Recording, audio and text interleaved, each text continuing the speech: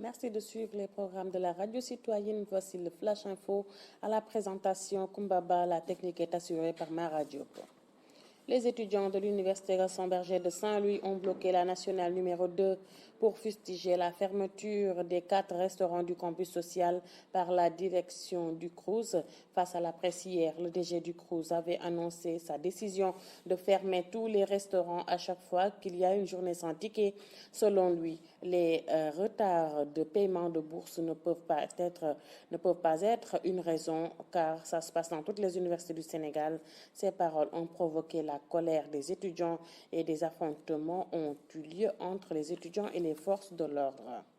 Aminata Lodien a fait face au juge ce mercredi 3 février 2021. L'ancienne ministre Souad est poursuivie pour violation des règles du couvre-feu, usurpation de titres et outrage à un agent de la fonction publique. Parmi les faits qui lui sont reprochés, elle ne reconnaît que la poursuite pour violation des règles du couvre-feu. Elle avoue avoir été interpellée devant la gendarmerie de Ouakam à 21h15. Elle dit être sortie pour chercher à manger pour son unique fils.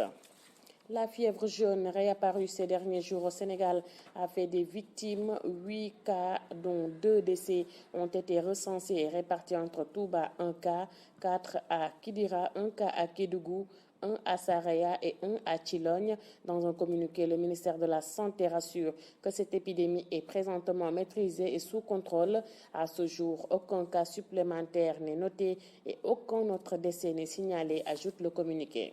Sur l'international, 9 soldats maliens ont été tués ce mercredi 3 février 2021 lors d'une attaque contre leur poste imputée à des djihadistes dans le centre du pays. Un des foyers de la violence au Sahel ont indiqué des responsables sécuritaires. Un précédent bilan faisait état de 4 soldats tués. La version Wolof dans un court instant. Radio citoyenne.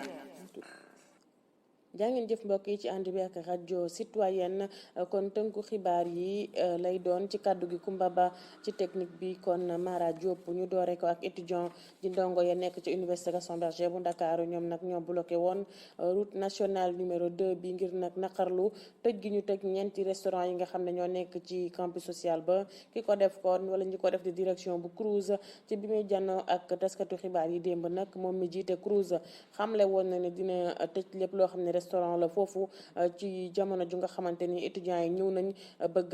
lekk te duñu fay maanaam journée sans ticket ndax moom jàpp na ne ñàkk fay bourse yi wala yéexte bi am ci ñàkk fay bourse yi waru tax ba étudiants yi war a ñëw di lekk ci restaurant yi te duñu fay ndax loolu ci étudiants yi nekk ci Sénégal lépp la am. Gannaaw kàddu yooyu ba mu ko yëkkatee nag moo taxoon ba ndongo yi daal di mer ba futu am na sax ay jàppante yu jot a am seen digg ñoom ndongo yi ak way takku der yi.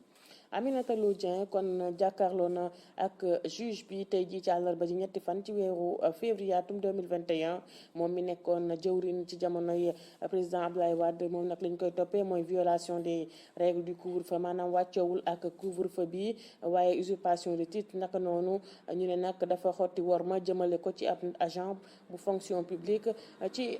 tuuma yooyu nga xam ne yëpp nag teg nañ ko ci ndoddam moom benn rek la ci nangu nee na mooy liñ ko ne kon wàccoowul ak couvre-feu bi ndax biñ koy taxawloo ci buntu gendarmerie bu Wakaam boobu 9h ci guddi jotoon na ba teg fukki simili ak juróom waaye biñ ko laajee lu tax mu génn dafa ne moom dafa wutali woon benn doomam lu mu lekk.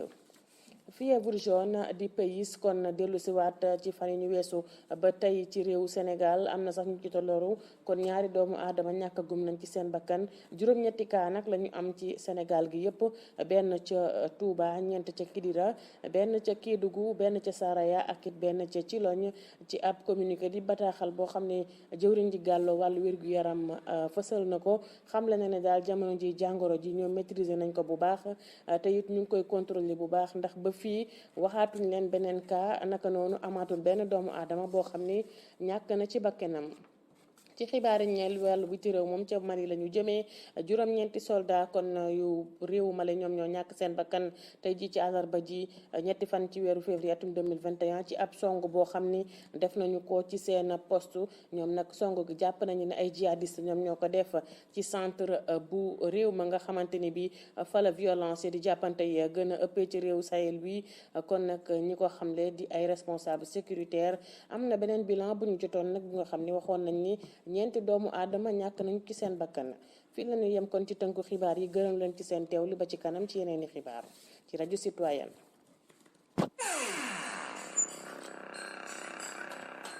La radio citoyenne.